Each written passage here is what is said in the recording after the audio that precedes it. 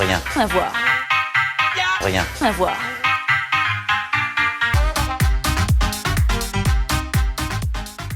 Et oui, nouvelle saison pour l'émission Il y a rien à voir. Et justement, on continue ce moment avec notre invité du jour. Alors, il y a plein de thèmes, il y a plein de choses qui existent. Alors, pour certains, ça va leur rappeler l'objection de conscience. Pour d'autres, effectivement, ils connaissent bien parce qu'ils ont des jeunes qui ont peut-être réalisé ce type d'engagement, mission de service civique, volontaire européen. Et pour d'autres, tout simplement, c'est des associations et ils ont accueilli même un jeune en mission de service civique au sein de leur structure. Bref, aujourd'hui, on va un petit peu décrypter tout ça avec une personne qui professionnellement bosse là-dedans. Il s'appelle Thierry Weber et il est coordinateur en mission de service civique. Est-ce que cet intitulé, il est juste ? Le coordinateur de mission de service civique ? Oui. Oui, alors on peut dire coordinateur de service civique ou coordinateur de volontariat. On verra qu'il y a tout plein de mots qui peuvent avoir un rapport avec le volontariat. D'accord. C'est très intéressant. Et la seule chose que je t'ai demandé de réviser avant de venir, c'était justement quelques petits chiffres pour qu'on puisse un petit peu se projeter dans la réalité du service civique, destiné aux jeunes de moins de 25 ans, ce genre de choses. Est-ce qu'il y a beaucoup de Français aujourd'hui qui font ça, ou est-ce que c'est quelque chose qui reste très à la marge ? Alors en 2019, c'est le dernier chiffre que j'ai trouvé, parce que 2020, on n'a pas su faire encore des estimations. Il y avait 140 000 personnes qui faisaient un service civique en France. Là, on ne compte pas les gens qui font un service civique à l'étranger. Et depuis 2010, car le service civique a 10 ans cette année, on voulait sortir les bougies, mais il y a eu un confinement, donc il n'y avait pas trop de bougies. Depuis 2010, c'est 435 000 volontaires, parce qu'on appelle des volontaires des services civiques, c'est des synonymes. 435 000 personnes qui ont fait un service civique depuis 2010. Donc il y a un chiffre énorme en 2019 par rapport au volume total là, des 10 années. Il faut savoir, après j'aimerais peut-être avoir votre avis, ces 3-4 dernières années, c'est quand même quelque chose qui s'est beaucoup démocratisé. Il y a eu beaucoup de pubs, il y a eu beaucoup de coups de communication aussi du gouvernement qui gère ce programme, qui encadre ce programme. Mais c'est vrai que 140 000 sur 435 000, c'est quand même pas mal en 2019. Petit tour de table peut-être, est-ce que vous connaissez service civique et ce genre de dispositif ? Est-ce que vous avez des proches ou des connaissances qui ont fait ce genre de dispositif, Victor ? Ouais, bien sûr. Ouais. Moi j'ai plusieurs amis étudiants qui, soit en post-études, soit en année de césure, ont fait un service civique. Et du coup, il y a un retour comme ça global qui arrive ça dépend des domaines dans lesquels ils bossent, mais pour la plupart, c'est un retour positif. Ouais. Ok, Pierre ? Idem, quand j'étais à la fac, bien sûr, j'ai eu pas mal de potes qui faisaient ça. Soit en année de césure, comme tu dis, soit j'en avais une carrément qui avait un 20 heures semaine, donc elle faisait en parallèle de ses études aussi. Donc non, c'est vrai que dans le monde universitaire, c'est quelque chose de très courant. Je me suis moi-même renseigné, j'ai hésité, mais finalement non, j'ai fait autre chose, mais ouais. En fait, c'est ça ce qui est intéressant avec tout le panel. Donc, c'est de 16 à 25 ans. Et c'est vrai qu'on a des gens qui viennent en année de césure. Je suis entre ma licence et mon master, je ne sais pas quoi faire. Il y a des gens qui viennent juste après le lycée. Donc, c'est vrai qu'on en entend beaucoup parler dans cette tranche d'âge-là. Et il y a aussi, je pense, dans les facultés à l'université, on commence à penser à s'engager associativement. On a peut-être aussi plus le temps quand on est en première année de fac. Tiens, est-ce que je ferai un service civique à côté de mes études ? Alors, c'est pas forcément quelque chose. Effectivement. À part médecine, attends, un service civique dans les bars de la Cruteno, moi j'ai beaucoup bossé. Aussi, alors, c'est pas dans ce type de structure-là qu'on peut faire un service civique. Oui, puisqu'il faut une structure associative pour accueillir une personne qui s'engage. Ouais, ce qu'on dit dans le jargon, c'est des associations à but non lucratif. Donc, association, union, fédération, mais on va dire dans le monde associatif. On va pas faire un service civique dans un bar ou dans une grande entreprise qui brasse des millions. Par contre, la plus grande entreprise de France, à savoir l'État, un peu, non ? Exactement. Ouais. Je sais pas si c'est la plus grande, mais j'ai avancé en mode fonctionnaire. Oui, alors il y a une part de service civique dans le service public, dans des grands organes de l'État, Pôle emploi ou des choses comme ça. On peut retrouver des services civiques. Donc c'est vrai que, on l'a dit avant, le panel des personnes de 16 à 25 ans, c'est très important. Il y a beaucoup de gens qui font un service civique dans beaucoup d'endroits différents. Hein. Encore un chiffre, parce que tu m'as demandé de ramener des chiffres, donc j'ai pris tous les chiffres que je voulais. Il y a environ 10 500 organismes qui ont été agréés en 2019 pour accueillir des services civiques. Donc 2500 10 500. Ah oui, okay. 10 500. Donc 10 500 trucs différents qui ont accueilli des services civiques. Donc ça rend la chose et ça rend le programme quand même assez vaste. Attends, ça me donne envie de faire une petite division. Donc 140 000, 10 000. Ouais, ça me fait 14 bonhommes par. Bon, après, j'imagine qu'il y a des gros établissements, les écoles, Exactement. les compagnies qui absorbent beaucoup de monde. Alexis, tu connaissais, toi, le dispositif mission de service civique ? Bah, moi, j'étais au courant parce que c'est arrivé une fois que j'avais plus le droit. Donc, je fais partie de la génération qui sont vieux. Hein, donc, La génération des lésés, des grands ouais, lésés. Donc, je crois me souvenir que j'ai entendu parler du truc une fois que j'y avais plus le droit. Ok. Sniff. Ouais. Désolé. Alors du coup, comment ça se passe ? Parce qu'on parle, et là c'est une petite remarque aussi avant peut-être d'entrer dans le vif du sujet sur comment est-ce qu'on procède, si on est intéressé, tout ça. Oui. Est-ce que c'est pas un tout petit peu justement un monde étudiant ou un monde justement qui est déjà formé, qui a déjà quelque chose dans ses bagages, qui justement souhaite vivre une expérience à l'étranger ou en France, d'immersion dans un engagement associatif, qui se retrouve là, ou est-ce qu'effectivement on retrouve aussi des portes, des tremplins pour des jeunes qui sont justement un petit peu en galère à ce niveau-là, panne d'orientation complète, peu importe à quel niveau on est. Ben, comme le dirait une célèbre marque, j'ai réfléchi à une petite formule avant, Ah ouais. à une célèbre marque, une marque de fast-food que je ne citerai pas, qui dit venez comme vous êtes. Alors l'adage est repris depuis toutes ces années. En fait, ce qui est intéressant avec un panel de personnes de 16 à 25 ans, c'est qu'on a des gens différents et des personnes différentes. Ce qui est aussi intéressant, c'est que si on a 17 ans, on vient d'avoir notre bac, et si on a 25 ans, on sort d'un doctorat, on va avoir deux personnes différentes qui peuvent s'inscrire dans une seule et même mission. Mais c'est vrai que pour tous ceux qui s'engagent dans un service civique, il y a quand même cet ADN, on pourrait dire, d'engagement associatif et d'engagement pour les autres. Mais pour autant, moi, je vois au quotidien des personnes super différentes, avec des ambitions vraiment différentes et des objectifs vraiment différents aussi à travers un service civique. Si on reprend l'exemple de la personne qui est en année de césure entre une licence et un master, peut-être que lui, il en a juste un peu assez des études et il veut mettre les 2 pieds ou 1 pied et demi dans le monde du travail pour voir ce que c'est. On peut avoir quelqu'un qui a 17 ans, qui sait juste pas quoi faire de sa vie, et qui veut juste découvrir ce que c'est et puis se faire une idée de ce qu'il pourrait faire plus tard. Ou sinon, on peut avoir la personne de 22 ans, écologiste convaincu, qui s'engage associativement, et puis c'est quand même quelque chose de très important pour lui. Donc, on a quand même un panel assez important de personnes, mais sur ça, j'ai pas de chiffres. Je ne sais pas s'il y a des statistiques qui sont faites là-dessus, mais en tout cas, c'est un panel quand même assez divers. Mais ça serait intéressant un jour d'avoir des chiffres justement sur est-ce que c'est des publics dits difficiles, etc., qui s'orientent et qui utilisent ce dispositif, ou est-ce qu'effectivement c'est presque vécu comme l'année de césure au milieu d'études, quoi. C'est un peu deux optiques différentes, même si les deux optiques sont tout à fait intéressantes, pertinentes et tout ça, quoi. Instinctivement, j'aurais quand même plus utilisé la deuxième option, c'est-à-dire effectivement de cette année de césure, ras le cul d'avoir fait 3 ans, t'as redoublé une année. Après, c'est ton réseau. 4 ans de licence. Oui, voilà, aussi. mais c'est encore ce que je veux dire, c'est que j'ai baigné que dans ça, que je suis sorti du bac, je suis arrivé dans le monde universitaire, à la fac de droit, qui est quand même pas le domaine d'études où tu vas avoir, en tout cas, avec le temps, le plus d'enfants, de jeunes à problème ou en situation compliquée. Voilà, c'est quand même des gens qui veulent faire des études supérieures, qui sont ici à bac plus 3, bac plus 4, bac plus 5. Donc voilà, ça reste un petit milieu de bobos, quoi qu'on en dise, de bourgeois, avec bien sûr des exceptions, parce que ça reste la fac, mais ça reste un milieu assez, intellectuellement, c'est triste ce que je veux dire, mais intellectuellement supérieur. Parce que j'avais fait une fois un repas avec un pote où il dit viens, on va manger, ma mère nous invite. Et il y avait à ce moment-là, elle discutait avec justement un directeur d'association pour justement des jeunes de quartiers un peu plus défavorisés. La fille avait notre âge, ou à peu près notre âge, donc c'est une jeune comme nous. On a discuté et tout, et voilà, on s'est rendu compte que c'est 2 univers, mais tellement différents, parce qu'elle n'a pas fait d'études supérieures, je crois qu'elle n'a pas eu le bac, elle n'a pas fait le bac.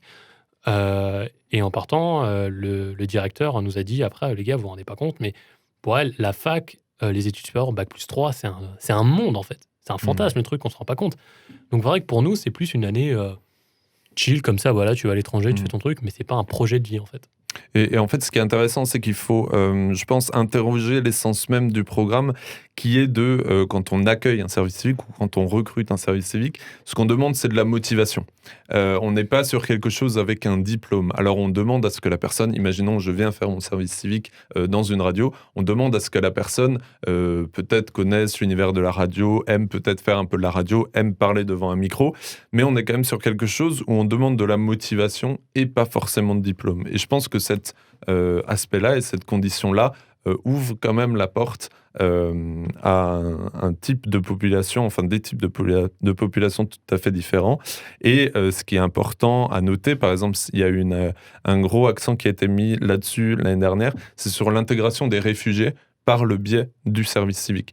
Dans l'association où je travaille, on a pu accueillir 2 réfugiés. Alors c'est vrai que 2 sur 300, 250 ou 300 personnes qu'on a accueillies, c'est pas beaucoup, mais ça montre des parcours qui sont super intéressants et après des tremplins vers des études supérieures. Alors, ils ont fait le service civique, ils auraient peut-être pu faire autre chose. Et aussi, pour appuyer sur cette thématique de qui fait un service civique, c'est aussi, t'en parlais avant, c'est un service civique à l'international, un service civique en France. On travaille aussi avec un programme allemand, dont je tairai le nom, parce que ça serait difficile de le dire en allemand. Mais c'est vrai que là, en fait, on a un même programme, mais qui va tellement aller vers des sphères complètement différentes, avec des langues complètement différentes, que c'est difficile de trouver une règle générale quand même là-dedans. Et du coup, là, c'est très personnel comme question, ton regard sur justement des jeunes que tu accompagnes, que tu orientes vers des structures, c'est ça ton boulot. Et à la fin, tu les vois, je sais pas, 8, 9, 10 mois plus tard. Est-ce que ça marche? Est-ce qu'ils grandissent? Est-ce qu'ils se comprennent mieux eux? Ils comprennent mieux où ils veulent aller, tout ça? Ou est-ce que c'est juste une expérience, mais finalement, toi, tu vois pas de gros résultats à ce niveau-là? Ben, là encore, c'est difficile de faire une réponse générale et de dire, ben voilà comment ils sont à la fin, est-ce qu'ils pleurent ou est-ce qu'ils rigolent? Et là, il y a tout plein d'émotions différentes. On a beaucoup de personnes qui reviennent vers nous et qui nous disent, ben, ça m'a aidé parce que j'ai trouvé mon orientation professionnelle. Ça m'a aidé parce que, on en parlait avant, j'ai toujours été dans le même milieu et là, j'ai vraiment découvert quelque chose que je ne connaissais pas. Mais moi, je dis souvent à quelqu'un que j'accueille ou que j'ai en entretien avant de faire un service civique, je lui dis, ben, si à la fin de cette année de service civique, ben, tu voulais tester quelque chose, un milieu professionnel, et finalement, tu te rends compte que c'était pas forcément ce que tu veux faire par la suite, ben, c'est pas forcément négatif, parce qu'on aura peut-être évité à quelqu'un de s'engager dans des études supérieures, et on sait comment ça peut être long, fastidieux, se tromper, etc. Donc cette personne ne s'engagera pas, et au final, cette année de service civique, où elle aura découvert tout plein d'autres choses, ben, lui aura permis de mieux se comprendre. Et c'est vrai, effectivement, qu'il y en a qui y vont dans des objectifs très personnels, mais c'est très louable, de dire, moi, je ne peux pas m'exprimer en public, j'ai du mal à juste exister en société, ben, je vais me mouiller un peu. Et ils ressortent de cette année, même s'il y a eu des moments difficiles aussi, il ne faut pas le nier, mais ils ressortent de cette année un peu plus confiants et un peu plus sûrs d'eux pour attaquer la vie professionnelle et la vie en général. Et alors c'est peut-être un cliché, mais une info qui a quand même beaucoup tourné là-dessus, c'est ça va devenir obligatoire pour tout le monde, en mode c'est mix entre l'armée et le JAPD, on va mixer tout ça et ça sera une sorte de service civique obligatoire. On a entendu un petit peu des trucs comme ça. Est-ce qu'il y a des infos à nous donner? Victor, tu voulais réagir par rapport à ça? Je voulais juste dire que je trouve que ce côté obligatoire, c'est un côté très anglo-saxon en fait, parce que dans les pays anglo-saxons, justement, les étudiants ont souvent tendance à, au milieu de leurs études ou après justement le bac avant les études supérieures, de prendre un an. C'est ce qu'on appelle l'année sabbatique, qui en France n'est pas forcément très bien vu, mais qui en Angleterre est souvent accepté. Et du coup, généralement, ils allaient travailler, faire des petits boulots, ou alors voyager un peu dans le monde, mais il y avait aussi beaucoup de missions humanitaires, notamment en Angleterre à l'époque, même d'universités au 19e siècle, où là, c'était plus côté colonial, voilà, etc. Ils se retrouvaient en Inde ou dans des pays colonisés, justement, et allaient faire ce qui du coup ça s'appelait pas un service civique à l'époque, mais ce genre de petites missions, justement des missions d'études. Ouais, mais culturellement en Allemagne aussi, je crois que Oui. c'est beaucoup plus En accepté, fait, cette ouais. notion de oui, ça. Pierre mais qui essaie je de suis mort. torpiller. Ouais, il y a des missions voyager dans le monde, le Royaume-Uni, au 18e, ouais, ils ont voyagé dans le monde, le Royaume-Uni. C'est sûr, oui. Bah, les Va dire ça à Gandhi, tu vas voir. Va dire à Gandhi que c'était du service civique. Voilà. L'Algérie, c'était service civique en fait, on peut le dire. On hein. parlait à l'époque des choses, tout à l'heure dans l'émission, des choses qui peuvent être polémiques, n'est-ce pas? Bref, allez. On respecte rien. Ouais, c'est Pierre qui respecte rien encore une fois. Bref, on ferme cette parenthèse. Donc revenons-en à nos moutons. Donc est-ce que ça arrive ça, ou est-ce qu'on ne sait pas? Ce fameux service civique universel, tout le monde doit le faire, c'est obligatoire pour telle tranche d'âge, à mode service militaire, mais version JAPD.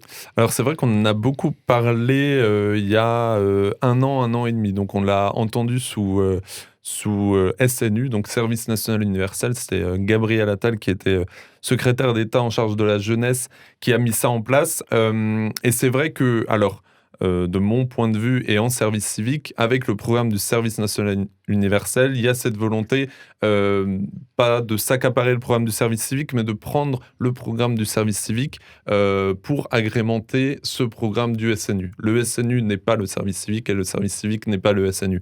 À travers le SNU, il y a eu cette volonté, alors on peut être d'accord ou pas, mais de remettre les valeurs citoyennes, les valeurs de la République, etc., pour une tranche d'âge. Je crois que c'est à partir de 16 ans, si je ne me trompe pas. Et donc, a été abordé dans ce sujet-là le service civique pour la phase, on va dire, pratique du programme. Donc, il y aurait une phase où ils sont, je crois, pendant 2-3 semaines autour des valeurs de citoyenneté. Et après, aller mettre et prouver ces valeurs-là que vous avez pu acquérir pendant cette période via un service civique. Donc, je pense qu'il ne faut pas mélanger les deux. Et vu qu'on est encore pour le SNU, sur un programme qui est en train de se mettre en place, je pense que c'est en tout cas assez touchy pour moi de parler de ce Ça n'existe pas sujet. aujourd'hui, le SNU, du coup. C'est en phase d'élaboration au mieux. Il y a eu une phase d'élaboration. Après, je ne sais pas, là, avec le Covid, etc. Mais c'est vrai que dans sa première année, son premier anniversaire du SNU, c'était une phase volontaire. Après, il faudrait interroger des gens de 15-16 ans qui peut-être reçoivent une convocation pour ce SNU-là. Ouais, même si ça a l'air louable comme ça, mais ça ressemble un petit peu à une JAPD un peu allongée. Et un peu améliorée. J'ai rarement eu des retours positifs sur la fameuse journée JAPD. J'ai une question, tu pourras peut-être me répondre, Oui. parce que je viens de penser à un truc où je me suis dit, tiens, mais je vais résoudre le problème en 2 secondes. Tu vas me dire pourquoi c'est pas le cas. C'est plus complexe que Suffrage ça. universel. Non mais voilà. Est-ce que pour les étudiants qui vont en études générales, moi j'ai pas les chiffres, mais je pense qu'une bonne majorité va quand même en bac, passe le bac. Et après, une fois tous ceux qui ont passé le bac, quand même une grosse majorité qui va aller en études supérieures. Est-ce qu'il faudrait pas à ce moment-là justement obliger cette année entre le bac et les études supérieures, obliger là un break en fait. Ce break, on l'utiliserait comme tu dis, voilà, je sais pas, 6 mois à apprendre à se comporter, tout ça, et ensuite après cette année, proposer, donc ceux qui veulent s'inscrire de façon générale au cycle en fac le peuvent, et je sais pas, une idée par exemple, ceux qui ont, je sais pas, fait un service civique dans l'enseignement ou dans je sais pas quel truc, et qui se disent tiens, ça me fait vraiment kiffer, j'ai bien envie de continuer, mais d'un autre côté, les études quand même un peu, les aider par, je sais pas, soit des moyens financiers ou par des programmes avec des professionnels, les laisser dans cette voie de service civique, mais en même temps, leur commencer une formation universitaire et théorique pour se dire, bah voilà, t'as pas perdu une année, mais en même temps, t'as continué ton truc. Faire des personnes comme ça, est-ce que ce serait pas, je pense, le meilleur moment, après le bac, quand t'as vraiment fini un gros cycle de ta vie, t'as 18 ans d'études qui sont derrière toi, là, on t'oblige à prendre ce break. Et ça désengorgerait peut-être aussi un petit peu les facs, parce que les gens se rendraient compte qu'en fait, les études supérieures, c'est pas pour moi, j'ai pas envie de faire encore 5 ans d'études, et ça éviterait qu'on se retrouve à 1600 en amphi. Alors, ce que tu dis, ça mais les m'évoque... problèmes, voilà. Est-ce qu'il y a des problèmes concrets auxquels je pense pas? Ce que tu dis, ça m'évoque 2 choses. C'est le côté, quand on parle de service civique, on parle de volontariat. Quand on parle de volontariat, on parle de volontaire, c'est-à-dire que je veux le faire, on ne m'oblige pas. Donc là, pour moi, il y a une question de qu'est-ce qu'on fait entre l'obligation et le volontariat ou le volontarisme, je sais pas comment on dit, obligation volontariat, on va s'arrêter là, on a compris l'idée. Et du coup, moi, ça me pose quand même un petit souci parce que quand on parle d'engagement pour les autres, pour la société, etc., moi, je trouve ça très beau, des gens qui, de leur propre chef, alors oui, il y a d'autres motivations derrière, il y a une indemnité avec le service civique, il y a des ambitions professionnelles, etc., etc. Mais moi, ça me pose quand même une question, qu'est-ce qu'on fait avec ce truc du volontariat ? Et c'est vrai, quand on parlait du SNU, il y a beaucoup de gens qui se sont opposés très clairement à ça, parce qu'ils se sont dit, mais là, c'est obligatoire. Et sur ce que tu disais avant, effectivement, on n'a même pas besoin d'aller en Angleterre, on va en Allemagne. Et pour moi, pour ces gens qui, après le bac, font une année de césure, une année de volontariat, et font les études supérieures après. Pour moi, ça, c'est une question... enfin, en tout cas, c'est plus qu'une question. C'est plus profond parce que là, on parle d'une question de culture, de politique, jeunesse vraiment globale. Et par exemple, si on va en Allemagne, à côté de chez nous, c'est vraiment, alors je sais pas comment c'est en Angleterre, en tout cas au XXIe siècle, peut-être au XVIIIe siècle, mais en tout cas en Allemagne c'est culturel que après le bac, effectivement, tu vas t'engager pour une association ou tu vas dans un autre pays. Et effectivement, alors moi ça fait quelques années, mais quand j'ai passé mon bac, alors déjà on parlait même pas du service civique, mais c'était en mode dans le lycée il faut avoir les quotas pour aller à la fac. Donc toi tu as plus de 13 de moyenne, ben tu vas à la fac, tu vas à l'université. On nous en parlait même pas. Donc pour moi c'est une question de culture aussi. Oui, oui. C'est très intéressant hein, puisque ça fait partie chez les Allemands effectivement presque du cycle de formation. Peut-être une dernière question pour conclure justement avec notre invité. Il est de passage, Thierry Weber, qui est, on rappelle, un coordinateur en mission de service civique chez Visa Année Diaconale, donc un organisme qui met en relation justement des jeunes qui veulent faire un service civique et des établissements qui les accueillent pour faire cette fameuse mission engagée. Justement, est-ce qu'on peut avoir 2-3 infos sur Visa Année Diaconale, hein, donc située à Strasbourg. Ouais. Effectivement, comme tu l'as dit, on est une association qui mettons en lien donc des structures et des candidats ou candidates au service civique pour inclure tout le monde. Donc, comment nous retrouver peut-être très simplement, c'est via notre site internet www.visa-ad.org. Et comme on l'a dit un peu sans trop le nommer, donc on fait du service civique en France. Donc des gens qui s'engagent en France. On travaille aussi avec un programme allemand. On travaille aussi avec le Corps européen de solidarité, qui est le versant volontariat de ce qu'on peut appeler Erasmus chez les étudiants. Et donc un Français qui part à l'étranger ou des étrangers qui viennent en France. Mais si vous voulez faire un volontariat, mais vous pouvez aussi nous retrouver sur notre page Facebook, notre page Instagram, parce qu'on s'adresse aux jeunes. Donc il faut développer... tous les réseaux sociaux dont on parlait avant aussi. Il y a des selfies de toi, c'est ça ? Il n'y a pas forcément des selfies de moi, non, c'est bon. Prochainement sur TikTok. On compte sur toi pour nous lancer la chaîne, parce que moi, je ne saurais pas faire. Je ne suis pas... Je peux vous ouvrir un OnlyFans si vous voulez. Un quoi ? Un OnlyFans. On évitera peut-être pour le service civique. Non. Après, moi, j'ai pas trop envie d'en parler, je crois. Antenne, s'il vous plaît. D'accord, ok. Ça c'est du service public. Hein. Ah, c'est du service public. Ça, oui, c'est du service public, c'est sûr. Voilà, c'est pour la grandeur de la nation. J'ai compris que la parenthèse doit être fermée avant qu'elle soit ouverte. Merci beaucoup Thierry. On se connaît bien par ailleurs, donc c'était un plaisir de t'avoir dans l'émission pour parler un petit peu de ce que tu fais au quotidien justement avec ces jeunes engagés en mission de service civique et ce dialogue justement avec ces structures, ces établissements, associations et autres qui accueillent effectivement ces jeunes pour bien permettre le déploiement, la création de cette mission, de cet engagement chez eux. Du coup, on va retrouver Victor dans quelques instants avec une thématique de l'année qui est actualité politique. Donc ça, c'est ce qui va nous être servi pendant toute une année via tes chroniques. Bon courage. Attachez les ceintures, c'est parti, juste après ça. Rien À voir. Rien À voir.